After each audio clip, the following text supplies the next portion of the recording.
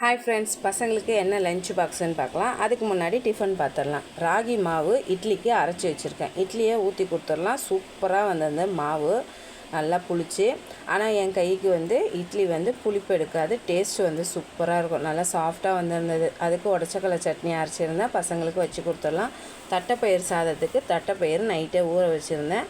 அதுக்கு நல்லெண்ணெய் ஊற்றி கடுகு, சீரகம், கடலப்பருப்பு, உளுத்தம்பருப்பு போட்டு வதக்கிட்டு, பச்சை மிளகா, கருவேப்பிலையும் போட்டு வதக்கிட்டு, 2 வெங்காயம், தக்காளி 3 போட்டு நல்லா வதக்கிட்டு, மிளகாத்தூள், ஊற வச்ச தட்டைப்பயிரும் சேர்த்து சாப்பாட்டு ரைஸு கழுவி வச்சுருந்தேன். அதையும் சேர்த்து 1 கப்பு ரைஸுக்கு 2 கப்பு தண்ணி வச்சு நல்லா மலர்ந்து வந்தோன்னா கொத்தமல்லி போட்டு 2 விசில் விட்டு எடுத்துருங்க. நல்லா சூப்பராக இருந்தது. டேஸ்ட்டு நல்லாயிருக்கும். மதியானம் சாப்பிடும் போது பசங்களுக்கு லஞ்ச் பாக்ஸுக்கு கொஞ்சம் ஈஸியாகவும் இருக்கும். நம்ம இதுக்கு நான் அப்பளம் வறுக்கலான்னு பார்த்தேன். அப்பளம் வேணாம், எனக்கு முறுக்கு வேணும்ன்ட்டாங்க. இந்த வீடியோ பிடிச்சிருந்தா லைக் பண்ணி, ஷேர் பண்ணி, கமெண்ட் பண்ணுங்கள்.